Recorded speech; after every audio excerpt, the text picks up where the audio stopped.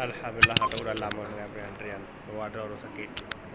Syederalun, warga Langsa di Malaysia dilaporkan jatuh dari pohon mangga sehingga mengalami patah kaki pada Senin 3 Oktober 2022. Korban bernama Ayuli, warga Birem Puntung Langsa. Kejadian terjadi di Kedah, Malaysia.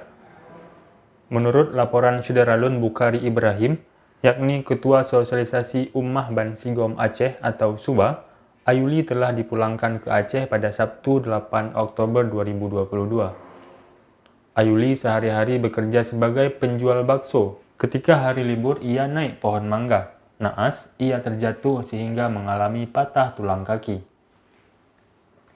Keterangan dari Bukhari melalui WhatsApp pada Serambi On TV Minggu 9 Oktober 2022, saat ini korban telah sampai di kampung halaman. Kepulangan tersebut difasilitasi oleh SUBA dengan biaya ditanggung oleh pihak keluarga dan rekan-rekan tempat Ayuli bekerja. Keberangkatan tersebut didampingi oleh Ketua SUBA Biren, Tengku Ansari, menggunakan kapal dari Park Dickson Negeri Sembilan, Malaysia, menuju Dumai, Riau. Assalamualaikum warahmatullahi wabarakatuh.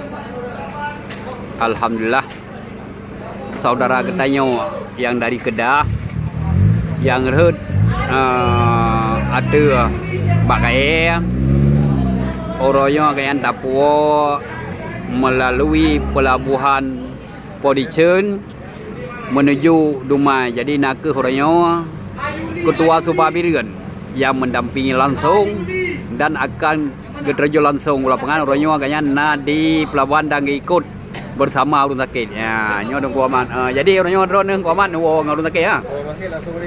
Langsung ke kampung berarti orangnya saudara kedai untuk kuamat yang dari Biren langsung didampingi saudara kedai yang sakit yang saya nyoba kaya.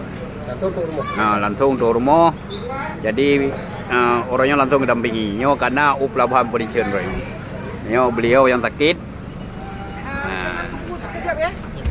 Minta ambulan izin tunggu sekejap. Dari Kuala Lumpur, Syederalun Bukhari Ibrahim melaporkan untuk Serambi On TV. Nyo keluarga daripada urun sakit. Kakak.